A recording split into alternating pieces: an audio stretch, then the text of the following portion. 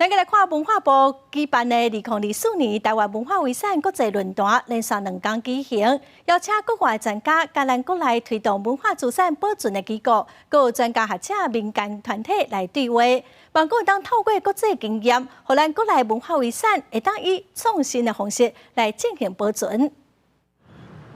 踮台南的国立台湾文学馆，原底是起自日本时代的台南酒厅。2003年指定做国定古迹，伊捌伫1999年启动工程，甲省长严重的部分拆掉，修复甲增建新的部分，才变做即马新旧建筑共存的模样。学者讲，台湾的文字保存概念真无简单，才为全部古原貌保存，行到即马的新旧共用概念。遗产是过去的东西，但是要跟我们共同生活，然后我们一定要把这件事情传给后代。既然要传给后代，我们就要替后代想，他要的是什么样的文化资产。学者讲，文化资产无法度一直保存原本的模样，文字要长时间保存，就要兼顾现代的需求对咧变化。学者举例，亲像未来因应极端气候，侪文字建筑原本的建材可能无法度适应，就要加入新的材料，因应环境变化。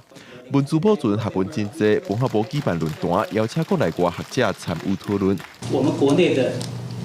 文化资产的保存的观念跟做法，我们希望能够持续的跟国际接轨。从这里面的概念里面，我们看我们现在文化资产的保存跟活化，哪一些观念可能要再跟国际能够对接。台湾的地理环境、历史造就了台湾非常特殊的景观，那其实对台湾的整个文化来讲非常重要。除了国内学者，论坛也邀请联合国教科文组织旗下的国际文化纪念物甲历史场所委员会成员参与讨论。文字局讲，虽然台湾受国际关系因素真恶申请世界遗产，但是政府有透过参国际组织合作等方式推广，嘛提升咱台湾的文化资产。记者郭文林、玉凯台北报道。